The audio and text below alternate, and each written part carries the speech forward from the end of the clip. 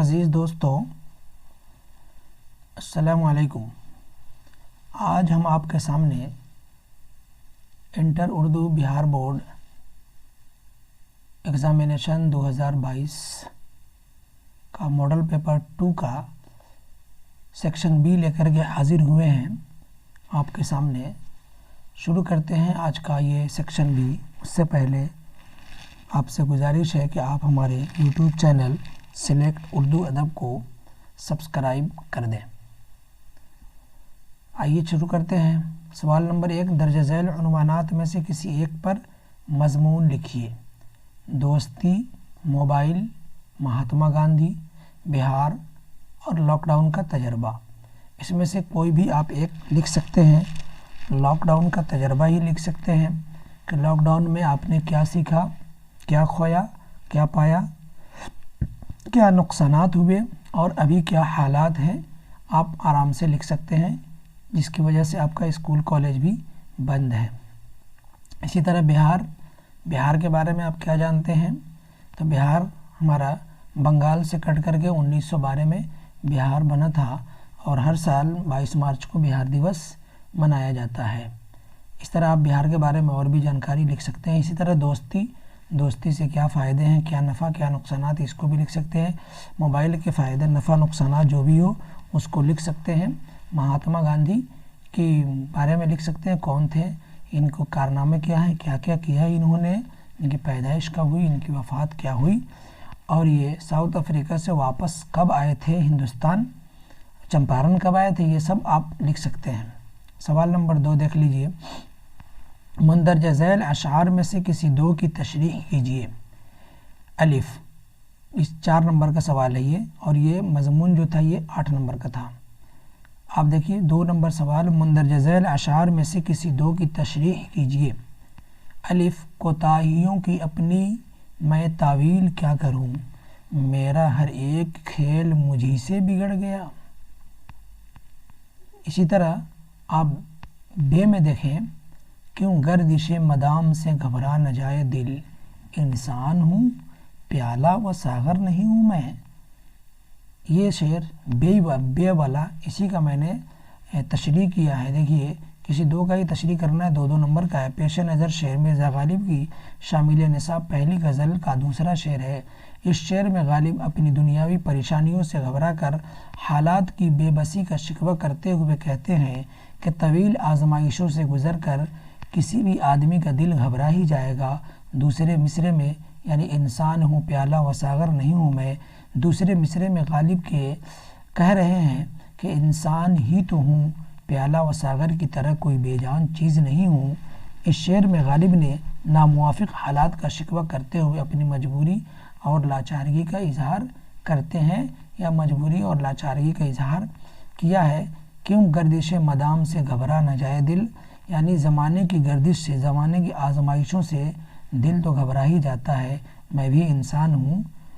دل گھبرانا مطلب یہ فطری ہے، یہ فطرت ہے انسانوں کی۔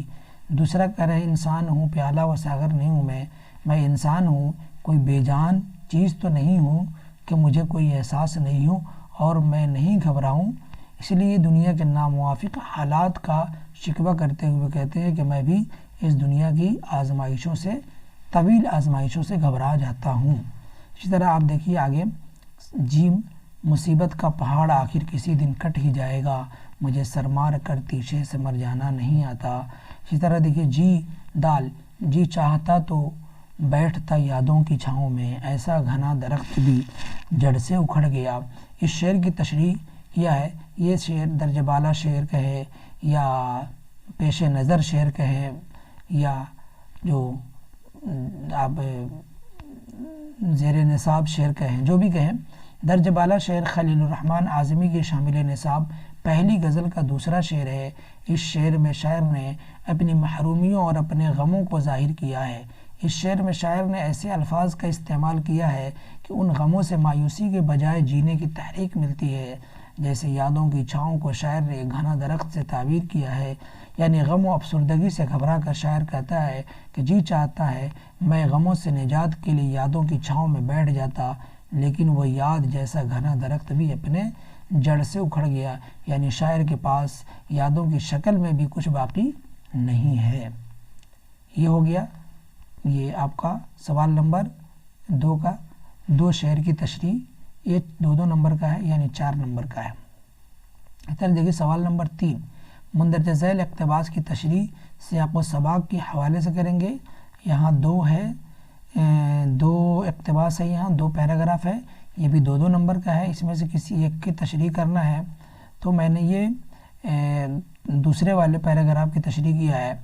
درجہ بالا اقتباس سے سلیمان ندوی کے شامل نصاب مضمون بعض پرانے لفظوں کی نئی تحقیق سے لیا گیا ہے۔ یہ پیٹ کے لیے کھانوں میں سب سے زیادہ ضروری کھانا کون سا ہے؟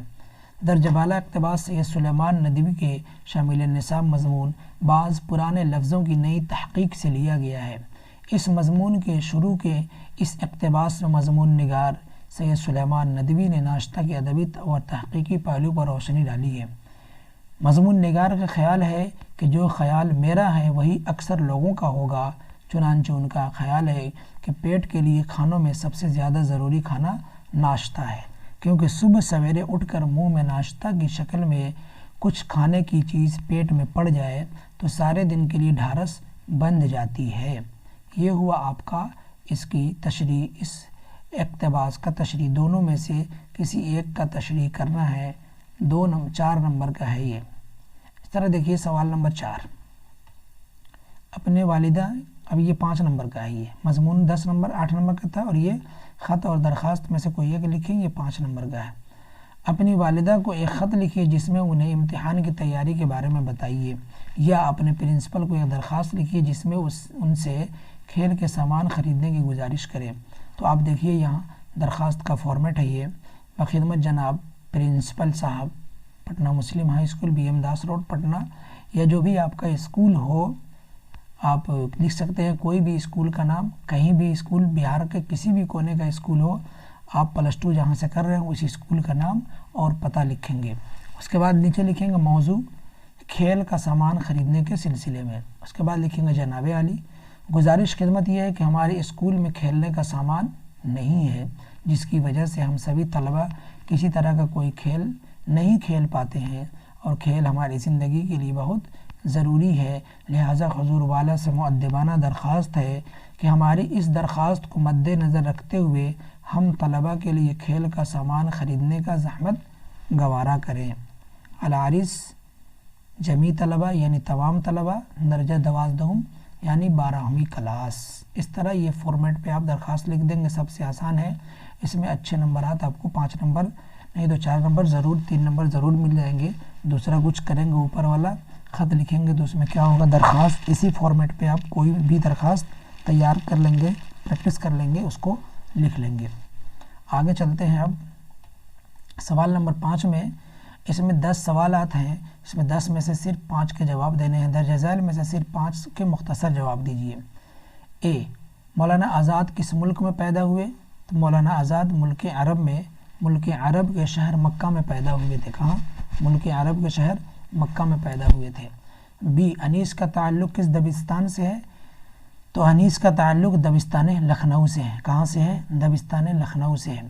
سی، ویدانت کا فلسفہ وویکانند نے امریکہ کے کس شہر میں پیش کیا تھا؟ تو ویدانت کا فلسفہ وویکانند نے امریکہ کے شہر شکاگو میں پیش کیا تھا۔ نمبر ڈی، ولی نے شمالی ہند کے شعراء کو کس طرف راغب کیا؟ تو ولی نے شمالی ہند کے شعراء کو ریختہ گوئی کی طرف مائل کیا۔ کہاں کس طرف راغب کیا؟ ریختہ گوئی کی طرف مائل کیا۔ ای، نظم ہم نہیں جانتے کس حیت میں لکھی گئی ہے؟ ہم نہیں جانتے نظم کس حیت میں لکھی گئی ہے؟ تو نظم ہم نہیں جانتے آزاد حیت میں لکھی گئی ہے، پابند نظم نہیں ہے بلکہ آزاد نظم میں لکھی گئی ہے۔ ایف، ابراہیم سقا کی موت کہاں ہوئی؟ ابراہیم سقا کی موت کہاں ہوئی؟ قبرستان میں ہوئی۔ جی، ہجرت کا تعلق کس صنف ادب سے ہے؟ تو ہجرت کا تعلق انشائیہ سے ہے۔ کس صنف ادب سے ہے؟ ہجرت کا تعلق صنف انشائیہ سے ہے۔ ایچ، افسانہ پرومس میں خواجہ بھی کون تھی؟ افسانہ پرومس میں خواجہ بھی امو کی خادمہ تھی۔ افسانہ پرومس میں خواجہ بھی کون تھی؟ افسانہ پرومس میں خواجہ بھی امو کی خادمہ تھی جو آپ کی دیکھ بھال کرتی تھیں۔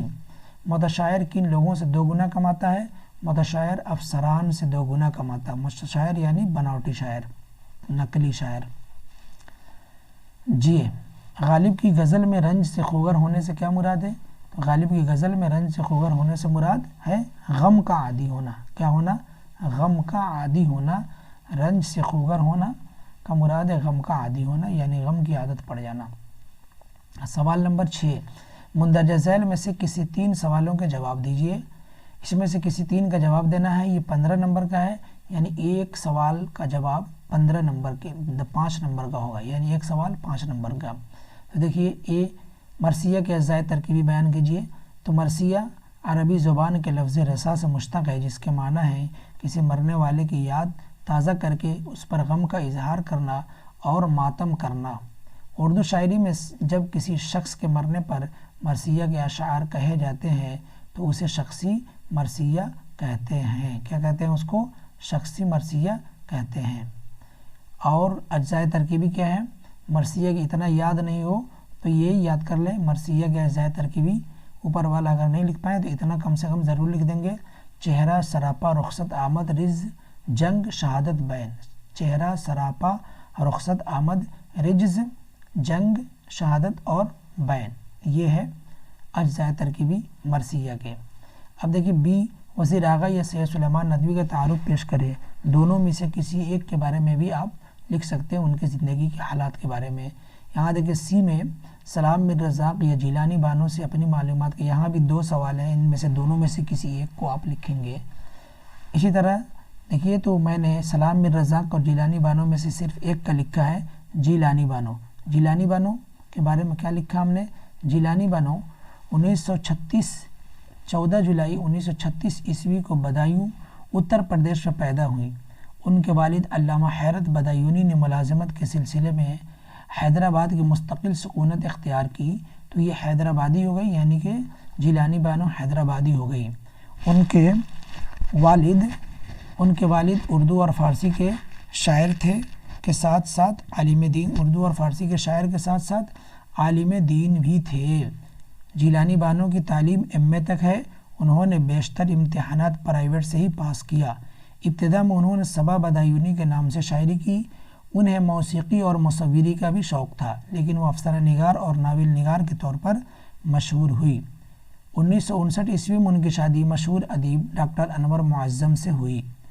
روشنی کی مینار، نروان، پرایا گھر، رات کے مسافر، روز کا قصہ، یہ کون ہنسا، تریاق، عورت، سچ کے سوا، بات پھولوں کی، ان کے افسانوی مجموعے ہیں، یعنی کہ جیلانی بانو کی یہ سب افسانوی مجموعے ہیں۔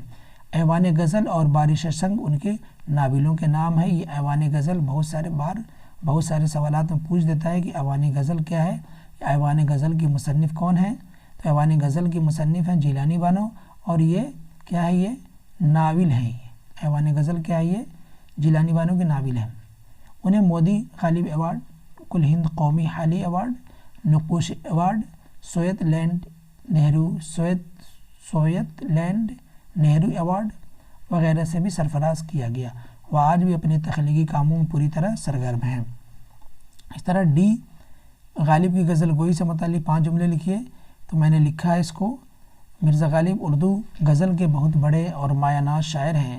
غالب کی غزل گوئی ایک ایسا لازوال اور انمول کارنامہ ہے جس کی مثال دنیا اردو میں ڈھونڈنے سے بھی نہ ملے۔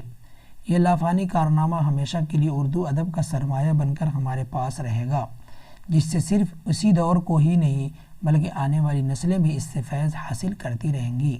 غالب ایک عظیم غزل گو شاعر اور بڑے فنکار ہیں جن کی شاعری کی لطافت فکر و خیال سے عبارت ہے۔ یہ ہو گیا۔ اب مولانا ابوالکلام آزاد کی نثر نگاری پر تبصرہ کیجیے۔ نظم برق کلیسا کا مرکزی خیال بیان کیجیے۔ یعنی اس 6 سوال میں سے صرف آپ کو 3 کا جواب تھا، 3 کا میں نے جواب یہاں لکھ دیا ہے، آپ دھیان سے اس کو پڑھ لیں گے، حل کر لیں گے۔ سوال نمبر 7، درج ذیل عبارت کی تلخیص پیش کیجیے۔ یہ اوپر عبارت ہے اور یہ نیچے ایک دیکھیے، نیچے کہہ رہے ہیں یا، یہ بھی 4 نمبر کا ہے، دونوں میں سے کوئی ایک لکھیں گے 4 نمبر ملے گا آپ کو۔ یا درج ذیل میں سے کسی ایک سبق کا خلاصہ لکھیے۔ تو اب یہاں دیکھیے کوارنٹین، ٹوبا ٹیکسنگ، پرومس، ان میں سے کسی ایک کا لکھنا ہے، تو میں نے ٹوبا ٹیکسنگ کا کوارنٹین کا لکھا ہے، اے آپشن جو کوارنٹین اسی کا لکھا ہے میں نے۔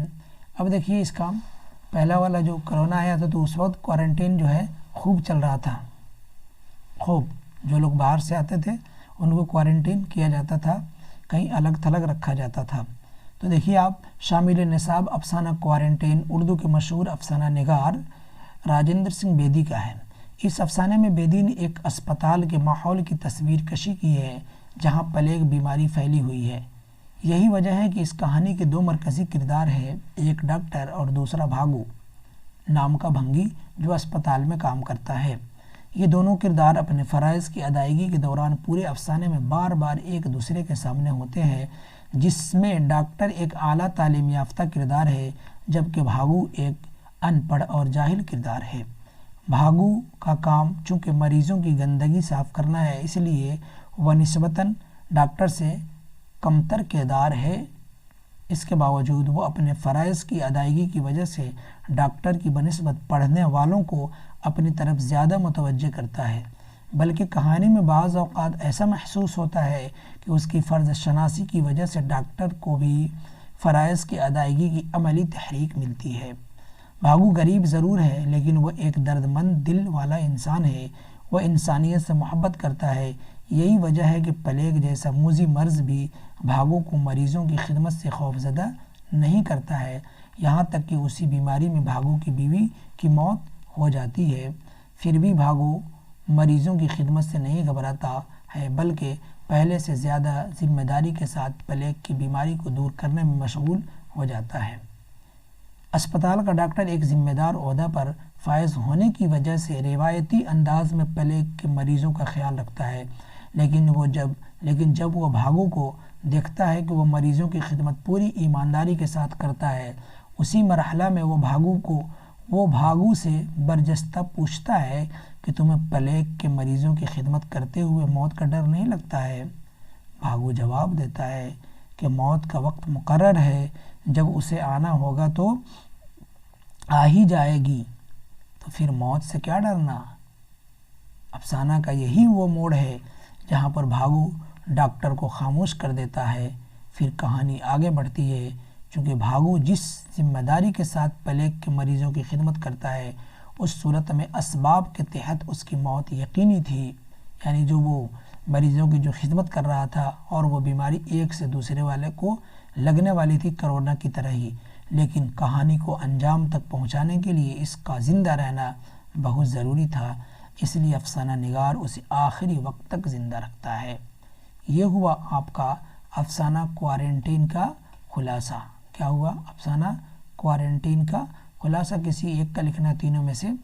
तो उम्मीद करते हैं कि आपको ये सबक, आज का ये मॉडल पेपर यानी ये क्वेश्चन पेपर आपको पसंद आया होगा, और पसंद आया है तो आप इसे वीडियो को लाइक कर दें और शेयर कर दें और चैनल को सब्सक्राइब भी कर दें।